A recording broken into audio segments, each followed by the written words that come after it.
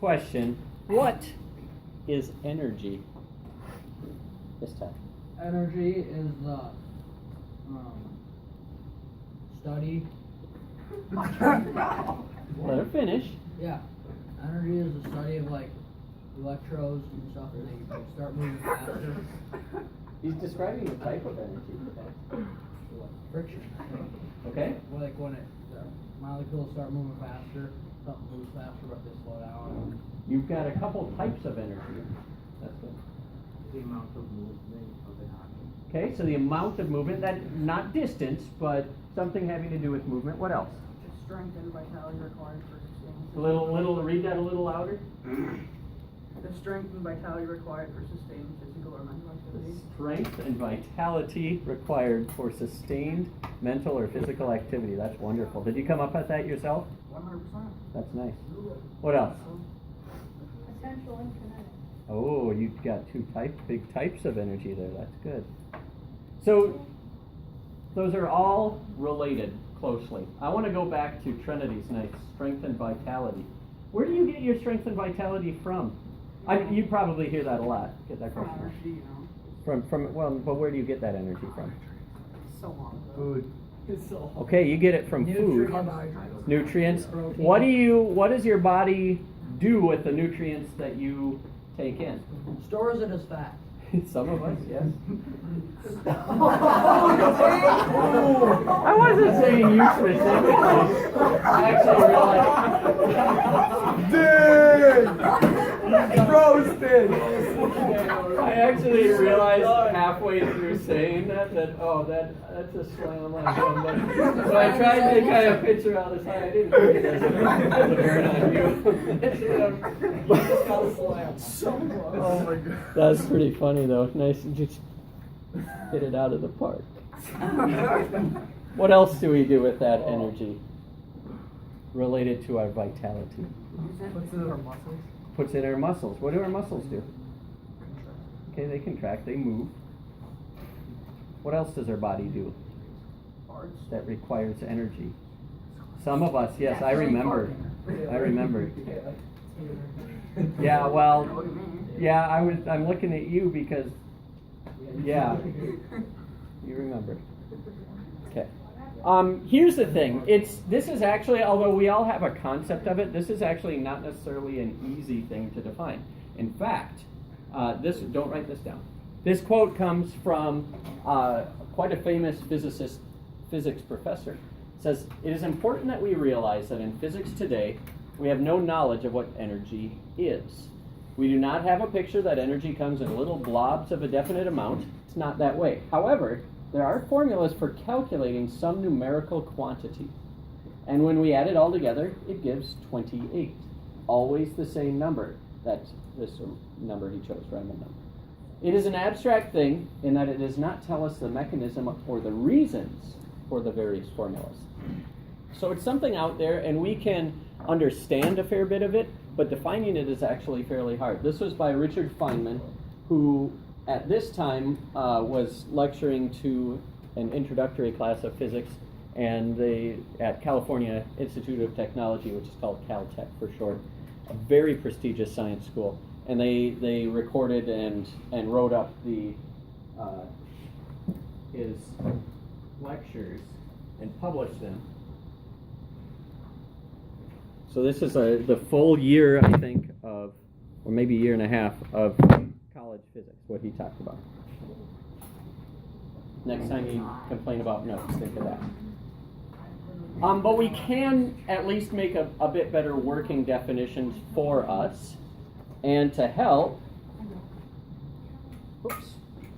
we're going to watch that video. That was working earlier.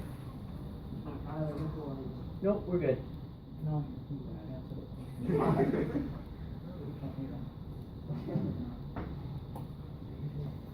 I'm going to pause this because we don't need to watch the video on the video. It takes a lot of energy to bring together the components of an atom. Because in a nucleus, what's inside a nucleus? Protons, neutrons, Protons and neutrons, yes. Electrons are around the outside. That's what we're doing. Okay, but protons all have the same charge. They're all positive. What do you get? What happens when you get a bunch of things that have the same charge close together? They make like static. Like static is what They join together.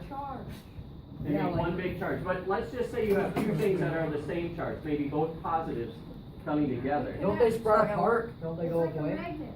Yeah.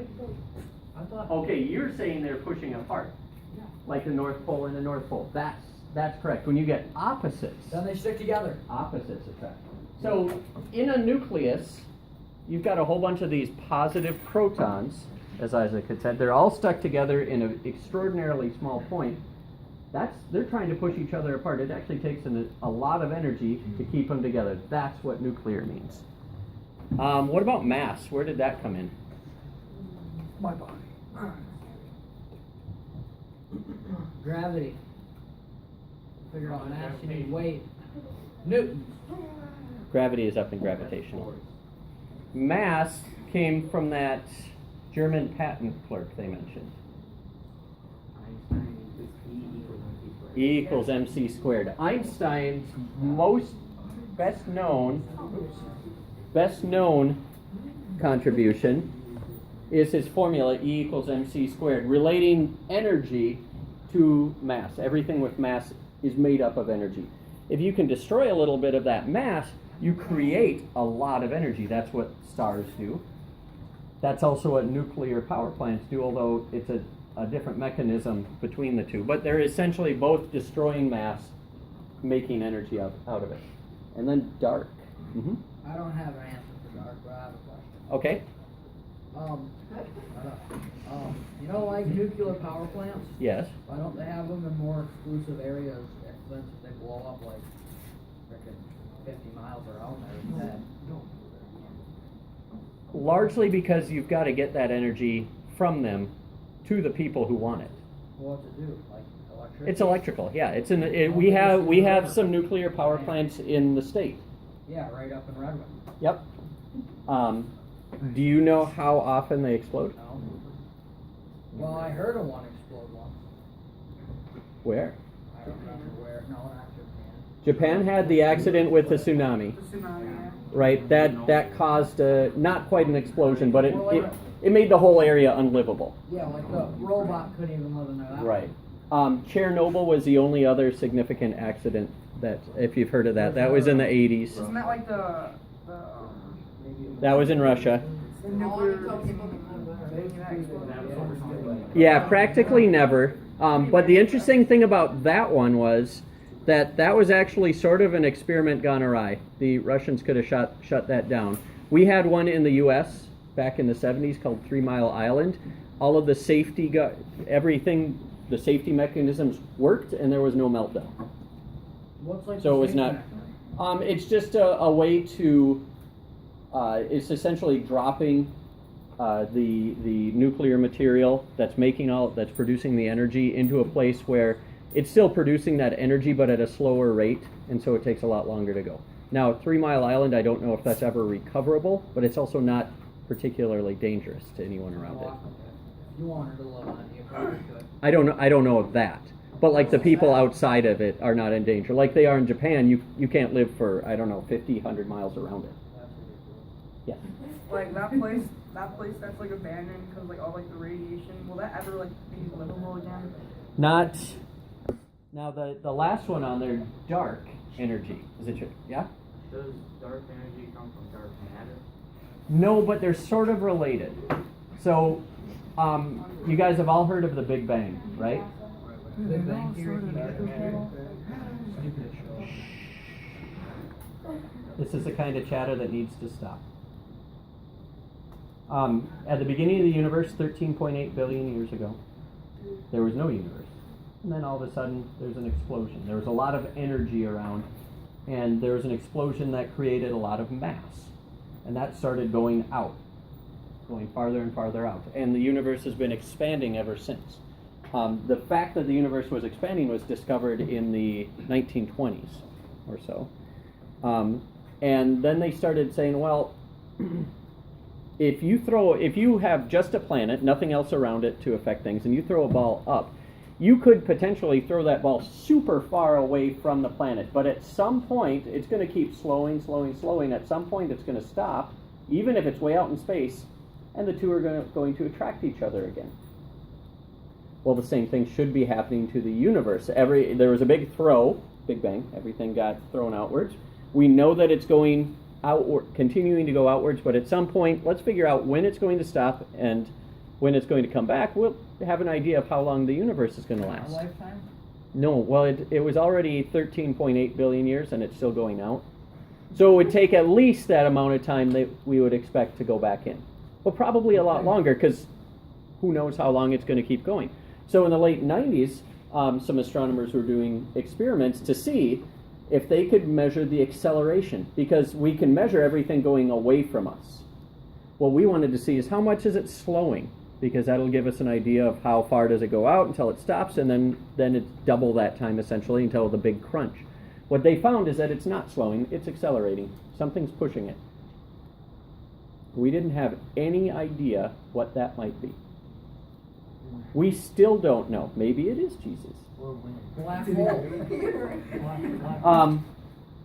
But without any evidence for that, we're hesitant to say that it's Jesus.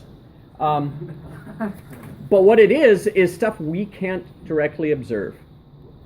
So more studies since then have led them to conclude that with that energy and other stuff that we can sort of almost detect, the dark matter you mentioned, that makes up about 94% of the universe. The stuff we can see and measure makes up the other 6%.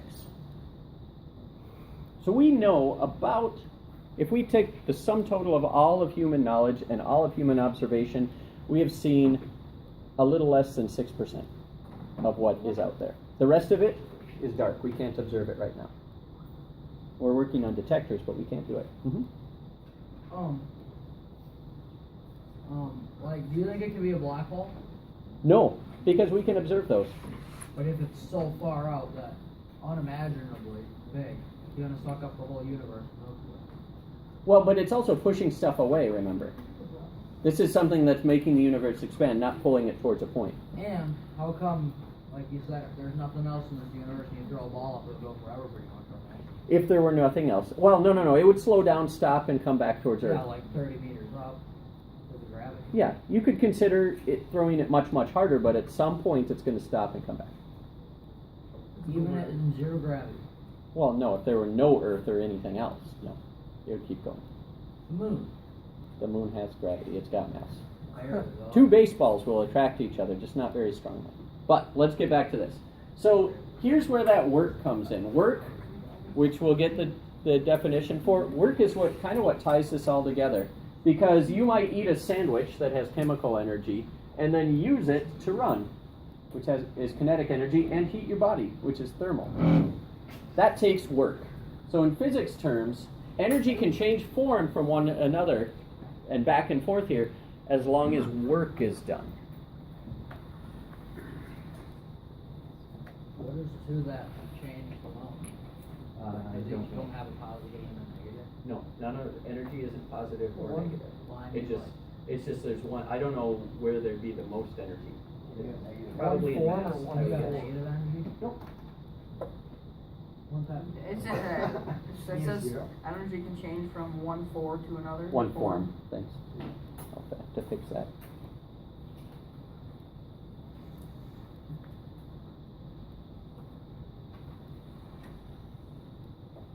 So we have two ways to think about work from this. One way, the video way, said that work is the act of displacing something using force. And then the second way is that it's the act of changing one form of energy to another.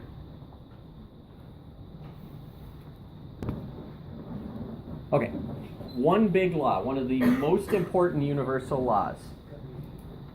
Law of conservation of energy. We got it. Energy can't be created or destroyed, but it can change forms. We're just not going to ever have any more or less of it. but it will change from one form to another lots of times.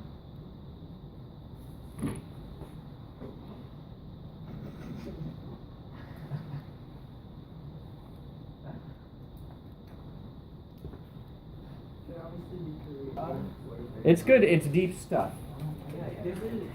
You'll overload your brain thinking about it. One example of this, and you don't have to copy these down, but I would like you to listen. How can you be creative? An example is a rock at the top of a cliff has a bunch of potential energy. It got that because it's stored in gravity. When it's released, it falls. But the lower it goes, the less potential energy it has. It's based on height. You can't just, that energy doesn't just go away, it actually is converted into an equal amount of kinetic energy, which is what's speeding it up. Remember, this you don't have to copy that. It took energy a long time ago to assemble some of the chemicals we use. Natural gas, methane, is one carbon atom and 4 hydrogen atoms that are bonded together. That took energy to do. We can release that energy, change its form when we burn it. It changes into heat energy, which is how fast molecules are moving. And so in each of these cases, there's the same amount of energy at the beginning as at the end. It's just changing forms. And we can potentially do work to change it back. I forgot that was there. It startles me every time. Okay, potential energy is one of the big categories we're going to study. Oh my god. Potential energy is the energy that might be used on an object or the energy that an object is going to use. Yeah, that's quite close. It's stored energy that can be taken out later. And in a way, a lot of different types of energy are like this. We can recover them or change them in some way. But it's a good way to think of it as storing energy.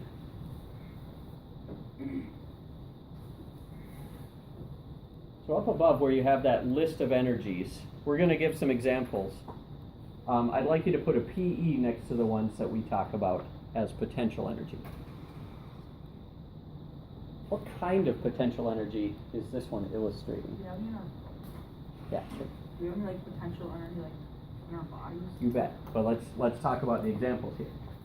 Potential gravitation. That's a gravitational. So next to gravitational energy, put a little PE. That's one of the ones considered potential energy.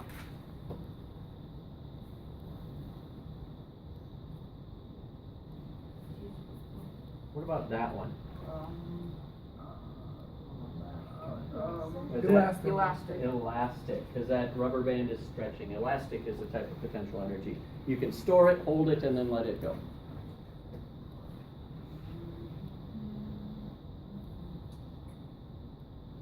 Electric. You would think so, but actually no. That's not how batteries store the energy. Oh, nuclear. Chemical. They're stored in the chemicals that make up the battery. So a battery is actually a form of chemical energy, chemical potential energy, and then when you connect the ends, that changes it to electrical energy that pushes the electrons through a circuit. Okay, what? They're vegetables. They're vegetables. Chemical. Another chemical. Yeah, I actually enjoy it. I'm not a religious person, of course, but You don't well, have to be religious to like no, vegetables. it's just Vegetables are enjoyable. just overall good. Yeah, not all of them. Some of them are pretty preachy, but a lot of them are quite entertaining. What?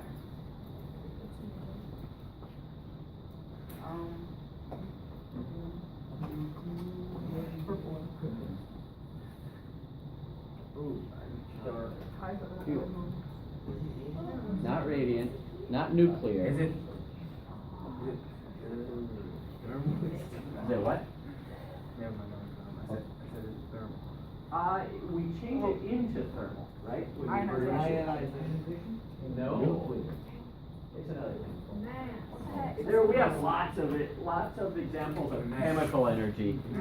Kinetic is actually energy of motion, so that's the other big type. So we've got potential on one side, kinetic on the other. Things involving moving are kinetic energy. Things involving storing are potential. Mm-hmm. Can there be multiple forms of energy acting on an object? Yes. Absolutely. And you could consider all of these are made up of atoms, so they all house within them nuclear energy, which is essentially a stored potential form of energy as well. They all have thermal energy, which is a type of kinetic. So a lot of different energies are involved in a lot of different types. These two in particular work very similar though. Fuels we typically burn or explode, and we use the heat and the kinetic energy generated from that, usually that's all heat, to do things. So like in a fuel in a car, you've got controlled explosions that are moving the pistons. That's a lot of very, very similar chemistry to what happens in our body when we eat food. It breaks it apart. It just in our body, it happens at a much lower temperature at a much slower rate, but very similar chemistry to it. Let's talk a bit about one type in particular, and then we'll probably put a pin in it for tomorrow.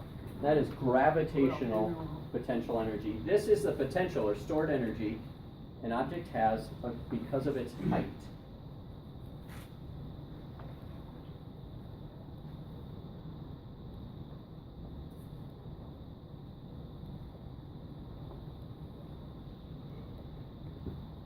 And because I know you were waiting for it, bated breath, we're going to add some math in here.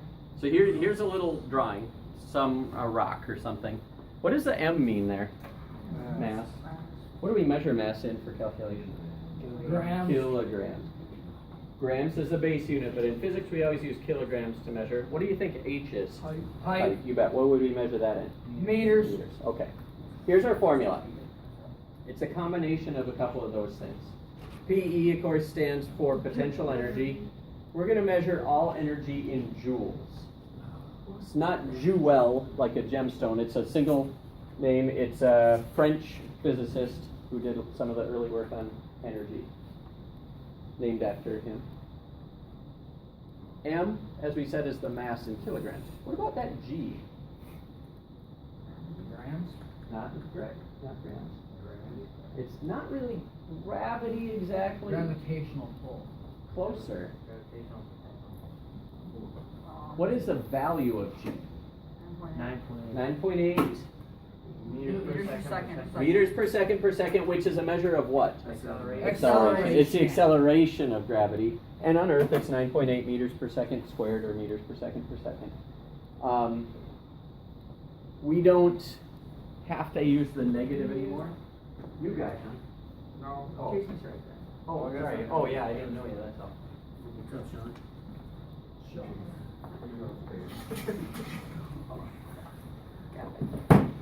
Hey, Cletus. And H, of course, is height measured in meters. We're going to stop it there for today. Make sure you get all this. We'll do some examples tomorrow with it.